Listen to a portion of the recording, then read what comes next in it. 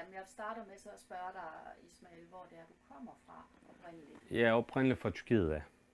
Ja, og hvad fik dig til at komme til Danmark? Jeg var bartender i Tyrkiet. I cirka 95, så har jeg mødt en dansk pige dernede. Så kom jeg herover og så se, hvordan landet, og så begyndte jeg bare at blive herover. Så blev en gift, og så har jeg begyndt at bo her i Danmark i 95, i 2000. Jeg har mødt hende dernede i 95, så kom jeg her i cirka 2000, sidst på 99. Så jeg er blevet her siden, så 18 år snart. Hvordan var det at komme til Danmark? Altså, i starten, det var sådan meget spændende. Alt grønt, og en Vejle er en dejlig by. Jeg følte bare hjemme, det ligner sådan en lille Istanbul. Der var stranden, der var en lille borg, og så grønt, og det var dejligt. Men når man begynder at bo herovre, sådan, så begynder det at være lidt mere kedeligt, og butikker de lukker klokken 5:30, og der er ingen mennesker på gaden. Så også finde noget mad og sådan noget, det var lidt svært, men klart er det fint. Så på den måde, altså, så har der både været noget, der har gjort dig glad, og noget, der har du alligevel efterhånden synes var sådan lidt trist. Men hvad har været den sådan, største udfordring i forhold til at blive en del af Danmark? Jeg vil sige, jeg er sådan personlig, hvis jeg er kommet herover til et nyt land, jeg skal gøre noget. Jeg skal være en del af et land og samfundet, og så begyndte jeg at gå i skole. Jeg fandt ud af det, dem der har været her længe, de kunne ikke sprogen, og det skulle jeg bare gøre hurtigt som muligt. Så begyndte jeg at gå i sprogskole med det samme, og så lærte jeg også sprogen hurtigt. Det er ikke fordi, jeg er blevet 10 gange bedre nu, men jeg har lært det meget hurtigt. Så begyndte jeg at arbejde, så mødes med nogle danskere, og så livet det bliver lidt nemmere, når man kan snakke med det lokale, man kan sige. Selvfølgelig har jeg mødt mange tyrker, men det var ikke det samme. Jeg skal lige lære landet, og jeg skal lige lære kulturen, og så er jeg ligesom dem. Så kan man godt gøre noget bagefter. Men før kunne man ikke gøre noget. Hvis jeg kunne ikke sprog, så kunne jeg ikke snakke med nogen. Jeg kan ikke få arbejde. Jeg kan ikke gøre noget som helst. Så bliver jeg afhængig af en altid. Og det vil jeg gerne være fri for. Så hurtigt som jeg kunne. Og det har jeg også gjort. Men det var ikke, alt er ikke nemt i starten. Jeg vil sige, første 5 år, det var det sværeste, hvis man er en udlænding på et nyt land. Så tingene bliver nemmere. Så det svære, det er at lære sprog, eller er der også andre ting, der er svære? Sprog er ikke svært, hvis man har lyst til at lære det. Det går hurtigt, hvis man sætter sig i det. Hvis man lærer 5 ord om dagen, så om et år, så har du faktisk det i gennemsnit 1500 år, så kan du snakke med alle. Selvfølgelig mad var også svært. Jeg kunne ikke døbe noget ind i vandet, så maden. Alt var tørt, en grøntsager, og så er det en kød, og så det er jo det. Det var også svært, men man vender sig til det. Så hvad har så været den mest positive oplevelse, du har haft? Mest positivt. Der er mange positive ting. Jeg vil sige, her er lidt mere fredelig. Du går på gaden, der er ikke nogen, der råber og skriger, og du ser ikke sådan politien, de går rundt og tjekker dig hver hjørne. Samfundet er meget mere fred, der er ikke sådan slåskamper over det hele. Vil jeg sige, økonomien er rigtig godt, så du har altid penge. Så får man sådan nogle kataloger derhjemme, så skal man gå og spare penge, så skal man købe mælken billig, og der er så mange ting. I starten var det meget mere spændende. Nu er man vant sig til alt, så det bliver normalt. Men i starten var meget sådan spændende. Få det der katalog hver mandag hjemme, og så skal man finde noget på tilbud og spare det penge. Vil jeg sige, så står man op, så skal man til skole, så møder man sådan fra forskellige lande, forskellige kulturer. For det er ikke danskere i sprogskole, så det er en fra Mexico, en anden fra Italien, en anden fra Thailand. Så du møder mange forskellige kulturer, hører man forskellige historier, og man er sammen med dem, der er her i landet nyt. Så når man gør noget godt, så kan man godt se det, så man er stolt af sig selv, ikke? Det var jeg kan huske stadigvæk det der sprogskolen og de fester, vi har haft derovre. Det er de mennesker, jeg snakker med dem alle sammen stadigvæk. De er 18 år, så det var så hyggeligt. Det var det. Så nu sagde du lige, som man er stolt af sig selv. Hvad er du mest stolt af det, du har bedrevet her, mens du har været i Danmark? Jeg er stolt af, jeg vil sige, jeg er en god eksempel for mange. Om det er tyrker, eller det er en araber, eller en fra Italien. Jeg har gjort noget, det er ikke nogen, der har gjort det. Jeg er den første udlænding, har startet en smykkeforretning, eller en forretning ud over en pizzeria, eller en grøntsagsforretning. For det var ikke noget dengang. Nu har jeg haft den 13 år, og alle har sagt, det går ikke, du kan ikke gøre det, du kan ikke, det vil ikke lykkes, det vil ikke købe noget fra dig. Men jeg har gjort det så fint, og jeg er selvfølgelig stolt af det. Og de peger på den, se, de lykkes for ham. Efterhånden, de kommer flere og flere, vil gøre det, for nu har jeg gjort det godt, så det vil altid komme nogen, vil efterligne det. De må det også gerne, det betyder intet for mig. Men jeg har været en god eksempel for mange, også fra mange byer. De kommer og siger, er du en tyrker? Selvfølgelig det er ikke, fordi jeg er helt mørk. De opdager det først, når jeg begynder at snakke, at jeg er en tyrker, eller jeg er en udlænding.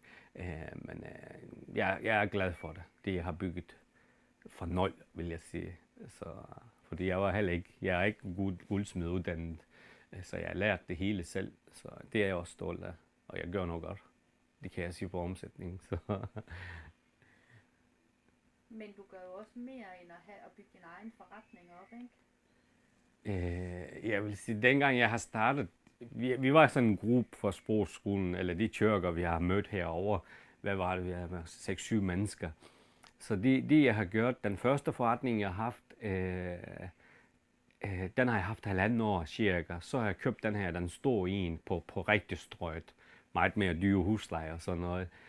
Så den anden forretning, jeg havde, den har jeg givet det til en kammerat. Han arbejdede i en nettobutik som en sælger. Så har han startet en frisørbutik derovre, og nu har han haft den 10 år. Så har han hjulpet den anden, og så har jeg hjulpet en kammerat, han har startet en pizzeria. Han var god til at lave mad, det er derfor en pizzeria. Så det har rykket, og alle dem, der jeg er rundt om mig stadigvæk, det er forretningsmænd nu. Så når vi sidder sammen, så har alle penge, og så slås vi om, hvem skal betale regninger, når vi er på en restaurant eller en diskotek, vil jeg sige. Så det er hyggeligt til at se, at det lykkes for mange. Så den måde. Du sagde sidste gang, da vi snakkede sammen, der sagde du noget om, at du faktisk lidt krævede, eller hvad det er, jeg er ikke helt sikker på, hvordan du sagde, men du sagde noget om, at du ligesom også bad de andre om at hjælpe andre. Sådan Jeg vil sige, til det sidste, det er Mustafa, jeg har sagt til, det er fordi, han var meget bekymret om det. Han vidste ingenting om klip hår og sådan noget. Så sagde jeg til ham, Mustafa, nu gør du det her, det lykkes for mig. Og det er lige meget, hvilken branche de er. Alle lærer alt. Så sagde jeg til ham, at det jeg gør til dig, den skal du gøre videre til en anden en. Ellers så vil jeg ikke give min hjerte til dig, eller sådan noget, siger man det. Eller vil man ikke tilgive dig, eller så skyder du mig stadigvæk noget. Altså, det har han faktisk gjort. Så det blev ligesom en kæde. Så jeg har hjulpet ham, han har hjulpet den anden, og så hjælper han den anden. Det er faktisk ret dejligt at se det her, at det lykkes for alle. Så bliver man også ekstra stolt af. For det er lige meget, at jeg er herovre, jeg har gjort noget godt, men jeg vil gerne hjælpe alle dem, der jeg kan. Og det har jeg også gjort, og det gør jeg stadigvæk. Nu er det jo så sådan, at det her det handler jo om Vejle, ikke? Så derfor spørger jeg dig lige sådan ind til, er der nogle særlige steder, du holder af i Vejle? Ja, Strøget er min, man kan sige, jeg fejrer gulvet derovre, så jeg føler bare, når jeg kommer, jeg starter der kl. 8:30, så kommer jeg lige på Strøget, så fejrer jeg lige Strøget derovre, og så tjekker jeg lige skraldespændet derovre, så pusser jeg vinduerne. Altså, alle naboerne, de ved, at jeg møder tidligt op, og jeg gør rent, og jeg føler bare hjem, når jeg parkerer lige bilen her, så føler jeg bare hjem, og jeg er her over 10 timer hver dag næsten, så det er mit Strøg, føler jeg bare sådan.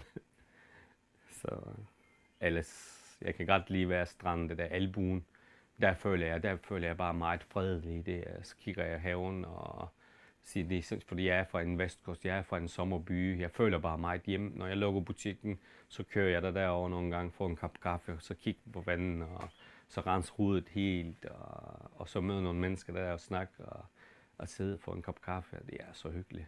Jeg elsker Vejle. Så. Er der nogen i byen, der har været de mennesker, der har mest Hvilke former for folk har fået dig til at føle, at du er blevet en del af byen? Jeg vil sige, jeg har rigtig mange kunder. Når de kommer ind, de har en kæmpe smil, når de siger mig. Jeg føler bare ligesom, jeg gør noget godt. Jeg pusser deres smykker, og jeg gør noget for dem. Og når jeg går på strøget, så hilser jeg måske 100 mennesker.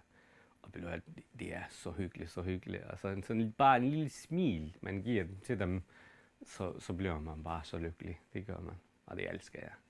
Og efterhånden vi kender mange, og de kommer også mange mennesker herinde, så en kæmpe smil, så er det. Så det er alle penge værd. Det er jeg glad for. Er der andre ting, du tænker er vigtige at give videre, både i forhold til dem, der kommer hertil, men sådan set også i forhold til dem, der allerede bor her, altså gamle vejlensere, for at sige, hvad er det, der skal til for, at det lykkes godt at blive en del af en by? Jeg vil sige, først, jeg vil anbefale, det er ikke fordi jeg er så klog og så klog. Jeg har gjort, og det lykkes. Vi skal lige først og fremmest, vi skal lære sprogen. Fordi hvis du ikke har respekt på det lande og de sprog, og du skal snakke med mennesker, så kan du ikke gøre noget. Så er du bare 2 trin ned, og så de vil kigge på dig fra et lidt højere sted. Så vi skal være i samme højde først og fremmest, sprogmæssigt, så du kan snakke med dem.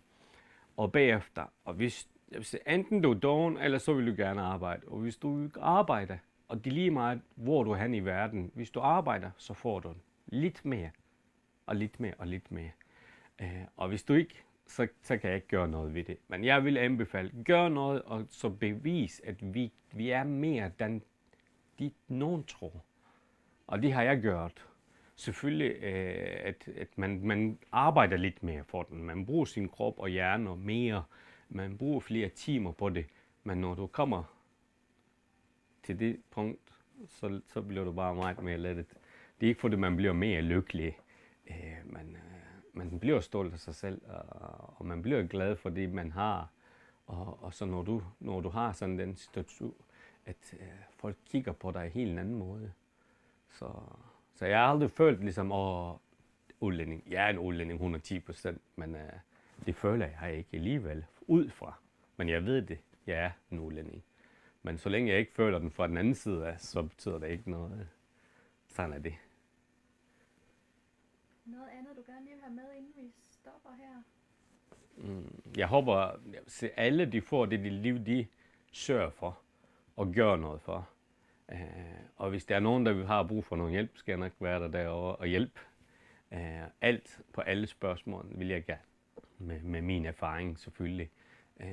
Og jeg håber bare bedst for alle. Og man skal ikke gå og køre surt på, om man har en høj uddannelse, og man er så klog, man har ikke et arbejde, og man kan ikke få det, man vil have, og sådan noget, man skal kæmpe for det. Stadigvæk, om det tager 2 år eller 5 år, og at det skal nok lykkes en dag. Så jeg siger altid sådan, at i menneskers liv, de åbner måske 5 døre til den person. Og din første dør, det var Danmarks dør. Så den næste dør, det var til butikken, man kan sige firmaen. Og vil du have, så længe døren er derovre, og du tager håndtagen, åbner, går på den anden side, bare du løfter din føde, så kommer det. Sådan føler jeg bare. Okay. Spørg om det er lige så nemt i dag, som det var, da du startede. Altså at komme hertil? Ja. Jamen, har du nogen forestilling om det er lige så nemt? Nu tror jeg ikke, det var nødvendigvis nemt for dig, da du kom for 18 år siden, men tænker du, der er forskel på dengang og så i dag? Jeg vil sige sådan, et startfirma tænker I på, eller der er 10 gange nemmere nu, dengang. Dengang jeg kom, selvfølgelig der var masser af arbejde, men du kunne ikke få arbejde alligevel, hvis du ikke kan sprog. Der er ikke noget, der ændrer sig den måde, men der er flere arbejdspladser for udlænding, end det var dengang. Der er mange, der udlænding har også firmaer, større steder, man kan arbejde for, og så flere steder, man kan komme til og besøge og snakke. Men dengang jeg har kommet, der var ikke nogen, der lavede sådan en forretning. Jeg kunne ikke gå og få en information om det her, men der er flere nu. Og samme sted, at man kan se selve kommuner, de gør mere for udlænding, skal gøre noget. vil gerne starte noget, der er mere hjælp. Det var det ikke dengang. Og samtidig, at vi bliver også klogere, og man kan sige, at verden det bliver mindre. Der er Facebook, der er Instagram, alt. Så verden det bliver mindre, og vi har hele verden i hånden. Så tror jeg ikke, det bliver en svær. Det tror jeg ikke. Jeg tror omvendt. Det tror jeg. Så. Jeg tænker, at vi godt kan bare sige tak her så langt. Ja.